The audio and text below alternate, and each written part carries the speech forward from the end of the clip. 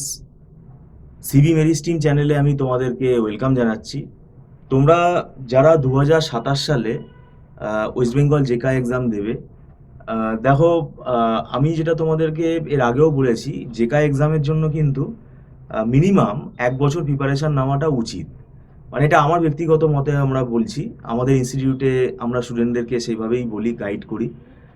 এখন এটা তোমাদের ওপর নির্ভর করছে, কেননা দেখো জেকা এক্সামের আমাদের পেপারটা কিন্তু আইটি বেসড, কম্পিউটার সায়েন্স আইটির পেপার, এবং সেখানে দেখবে 10টা সাবজেক্ট আছে, মানে 10টা ইউনিট, মানে 10টা সাবজেক্ট। এবার এই সাবজেক্টগুলোর মধ্যে আবার স্বাভাবিকভাবে আবার অনেকগুলো করে চ্যাপ্টার আছে। তো এখন ব্যাপারটা হচ্ছে, যারা তোমরা মানে নন সিএস বা নন আইটি যারা স্টুডেন্ট আছো, ম্যাথ অনার্স, ফিজিক্স অনার্স বা কেমিস্ট্রি অনার্স, তোমাদের এই সাবজেক্টগুলো হয়তো সি প্রোগ্রামিংটা তোমাদের করা থাকতে পারে, কিন্তু আদার যে সাবজেক্টগুলো আছে যেমন software engineering, networking, machine learning, এতে এই পেপারগুলো কিন্তু মানে নতুন। সেই জন্য আমি এগুলো নতুন মানে কি, এই এতগুলো পেপার কমপক্ষে যদি 1 বছর সময় না দাও, তাহলে ঠিকভাবে প্রিপারেশন করাটা কিন্তু সম্ভব হবে না। এবং আমরা বিগত দিনে আমাদের যারা এখান থেকে ওয়েস্ট বেঙ্গলে যারা র্যাঙ্ক হোল্ডার আছে, তারা আমাদের কাছে 1 বছরের বেশি সময়ই থেকেছে।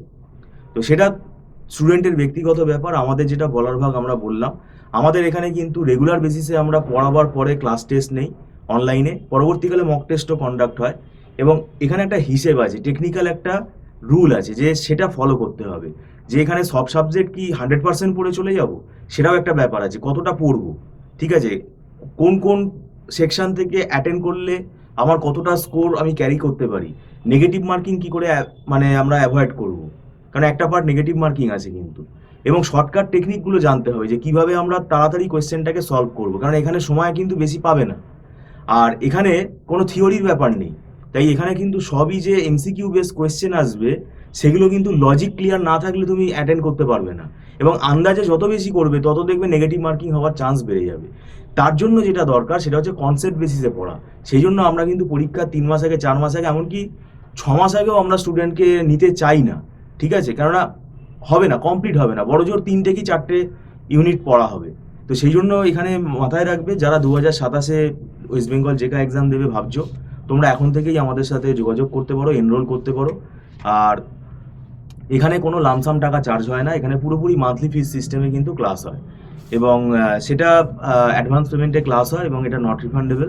আর আমাদের এখানে একদম ছোট ছোট ব্যাচেই আমরা পড়াই, যাতে স্টুডেন্টের বুঝতে সুবিধা হয়। কোনো রকম 20 জন, 22 জন, 30 জন এরকম একসঙ্গে এত স্টুডেন্টের ব্যাচ আমরা কিন্তু করি না।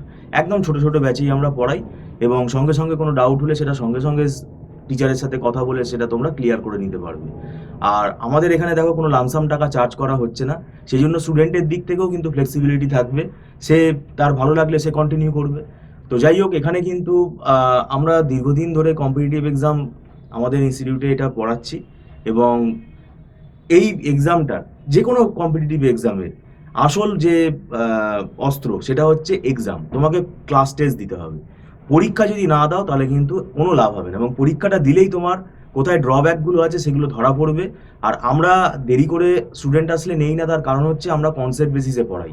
আর আমরা এখানে আমাদের কোনো প্রিন্টেড স্টাডি মেটেরিয়াল নেই, আমরা সেটা দেই না, ওই ব্যবস্থাটা আমাদের এখানে নেই। কারণ এখানে ওই প্রিন্টেড স্টাডি মেটেরিয়াল দিয়ে কোনো লাভ হবে না, এ মাথা ও মাথা ওটা মুখস্থ করে চলে গিয়ে কোনো লাভ হবে না। আমরা এখানে পুরো সাবজেক্ট ওয়াইজ, যেভাবে আমরা সেমেস্টারে পড়াই সেইভাবে সাবজেক্ট ওয়াইজ আমরা এখানে পড়াই, টপিক ওয়াইজ পড়াই, কনসেপ্ট বেসিসে পড়াই। তারপরে এখানে আমরা প্র্যাকটিস সেশন কন্ডাক্ট করি, সেখানে বিভিন্ন এমসিকিউগুলো আমরা সলভ করি, কীভাবে সলভ করতে হবে, তার লজিকগুলো কীভাবে বের করতে হবে, সেগুলো সব আমরা ধরে ক্লাসে করাই।